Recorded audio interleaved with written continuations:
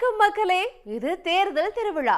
காரும் இருக்கு, லைசன்ஸும் இருக்கு, ஆனா ஓட்ட விட மாட்டேங்கிறாங்களே அப்படின்னு பாஜகவுல தனக்கு எந்த பொறுப்பும் கொடுக்கல அப்படிங்கிற அதிருப்திய நடிகர் ஒருவர் வெளிப்படுத்த, நடிகர் நாடாளலான்னு நிரூபிச்ச எம்ஜிஆர் மாதிரி வேற ஒருத்தர் பிறக்கவே முடியாதுங்க அப்படின்னு இன்னொரு நடிகர் திடீர்னு அரசியல் பேசி இருக்கிறாரு.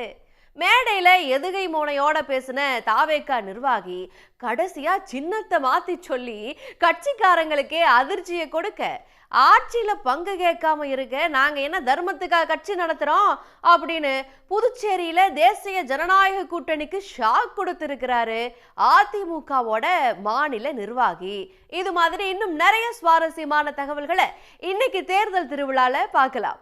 எச்சிலில் துப்பி எரிவலை சாய்ந்ததாக சரித்திரமில்லை. இப்போ வெயில் தாக்கம் அதிகமாக இருக்குது, அவ்வளோதான். கார் ஓட்ட தெரிஞ்சு லைசன்ஸ் வச்சு நான் கார் ஓட்ட விடாம இருந்தீங்கன்னா நான் எப்படி வந்து கார் ஓட்டுறாங்க? நாங்கள் தர்மத்துக்கு அரசியல் நடத்துகிறோம். அண்டங்காக்கைகள் அவனை அழுக்காக்க முடியாது. எலும்பில்லாத நாக்கு எப்படினாலும் பேசு. நீங்களா எதாவது போட்டுட்டு இருக்கீங்க, 6 நீங்க 7 நீங்க 8 நீங்க. நாங்கள் அது கூட காக்கூடாதுன்னு சொல்லிட்டு நான் பிளாஸ்டா போட முடியும்.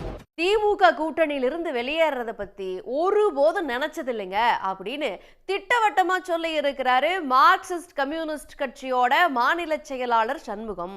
எங்களோட கூட்டணியில பேச்சுவார்த்தை எல்லாமே வெளிப்படையா நடக்குதுங்க அப்படின்னு அவர் சொல்லி இருக்கிறாரு.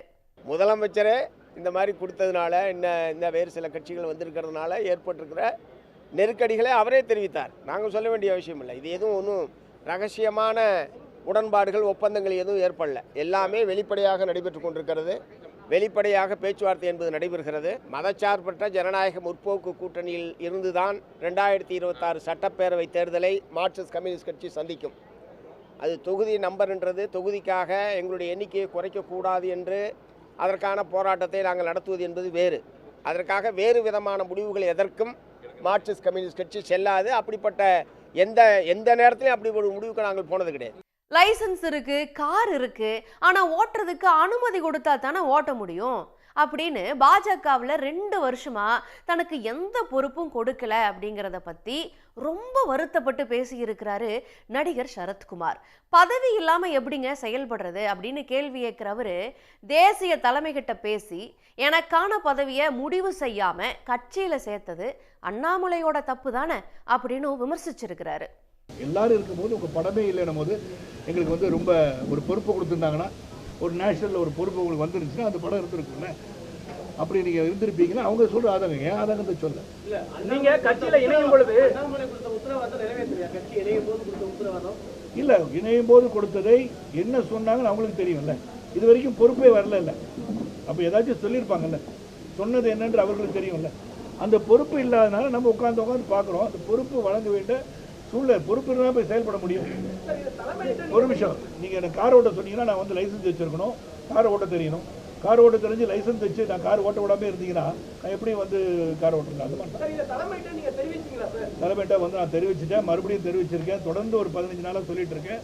அதற்கான முயற்சிகள் எடுக்கப்பட்டு வருகிறது என்று அவங்க சொல்லிட்டு தான் இருக்காங்க. ஆனால் இன்னைக்கு இந்த கூட்டத்திற்கு காரணம் நீங்கள் வந்து எடுத்து சொல்லணும்னு சொல்றதுனால மறுபடியும் ஒரு எழுத்துப்பூர்வமா எழுதி சொல்ல. அண்டங்காக்காயால ஆகாசத்தை அழுக்காக்க முடியாது, எச்சில துப்பி எரிமலை சாஞ்சது கிடையாது அப்படின்னு தாவேகா தலைவர் விஜய மேடையில சரமாரியா புகழ்ந்து பேசின அந்த கட்சியோட நிர்வாகி நாஞ்சில் சம்பத் எல்லாத்தையும் பேசிட்டு கடைசியா கட்சியோட சின்னத்தை மறந்துட்டாரு.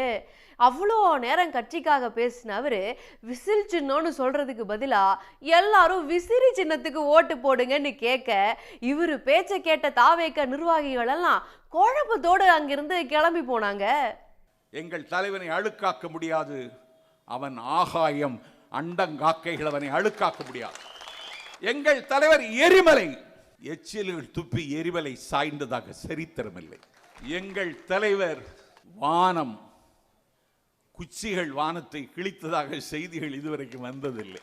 அவர் சொல்லுவதுதான் எங்களுக்கு வேத மந்திரம். கான்பிடன்ட் இருங்கள், நாளை நமதே என்று சொல்லுகிறார். அந்த நம்பிக்கையில் களமாடுகிறோம். நல்லா தான் இருக்கு. ஆழக்கடலின் ஓசை ஆலயமணியின் ஓசையை விட விசிறியின் ஓசை வலிமை உள்ளதென்பதை நிரூபிக்க ஆனா உங்ககிட்ட பிடிச்சும் சரியில்லையாப்பா. வாக்களியுங்கள் விசிறிக்கு, வாய்ப்பளியுங்கள் தளபதி விஜயின் வேட்பாளருக்கு. புதுச்சேரியில 2 முறை ஆட்சியில் இருந்த கட்சி, எதிர்க்கட்சியா இருந்த கட்சின்னு பல வரலாறுகளை வச்சிருக்கிற அதிமுக இப்போ 2 சீட்டுல சுருக்கி இருக்கு. என்ஆர் காங்கிரஸும் பாஜகவும் சேர்ந்த கூட்டணி. பேச்சுவார்த்தைக்கு தன்னை கூப்பிடாமலேயே சீட்டை ஒதுக்கிட்டாங்க அப்படின்னும், ஆனாலும் எடப்பாடி பழனிசாமி சொன்னதால முடிவை ஏத்துக்கிட்டேன் அப்படின்னு விளக்கம் கொடுத்திருக்கிறாரு புதுச்சேரி அதிமுகவோட மாநில செயலாளர் அன்பழகன். தேர்தலில் ஜெயிச்சிட்டா ஆட்சியில பங்கு கேட்பீங்களா அப்படின்னு செய்தியாளர்கள் கேட்க, நாங்க என்ன தர்மத்துக்காக கட்சி நடத்துறோம், அதெல்லாம் கண்டிப்பா கேட்போம் அப்படின்னு திட்டவட்டமா அவர் சொல்லி இருக்கிறாரு. 2 தொகுதியில் வெற்றி வாய்ப்பு இருக்கு. 2 தொகுதியுமே வெற்றி பெறுவோம். வெற்றி பெற்றீங்க அப்படின்னா ஆட்சியில பங்கு கேட்பீங்க? நிச்சயமாக கேட்போமே. ஆட்சியில பங்கு கேட்பீங்க? இதுனா இது நாங்கள் என்ன தர்மத்துக்கு அரசியல் நடத்துகிறோம்? இல்லை. ஒரு எம்எல்ஏ ஆகுறாங்கன்னா நெக்ஸ்ட் கேட்டகரினா அவங்களுக்கு உயர்வு, அமைச்சர்களே பங்கு கேட்போம். நாங்கள் என்ன அது கூட கேட்கக்கூடாதுன்னு சொல்லிட்டு நான் பிளாஸ்டா போட முடியும்? அதிமுகவை பத்தி விமர்சிச்ச பன்னீர்செல்வத்தை செய்தியாளர்கள் சந்திப்புல ஒருமையில விமர்சிச்சிருக்கிறாரு அதிமுக முன்னாள் அமைச்சர் செல்லூர் ராஜு.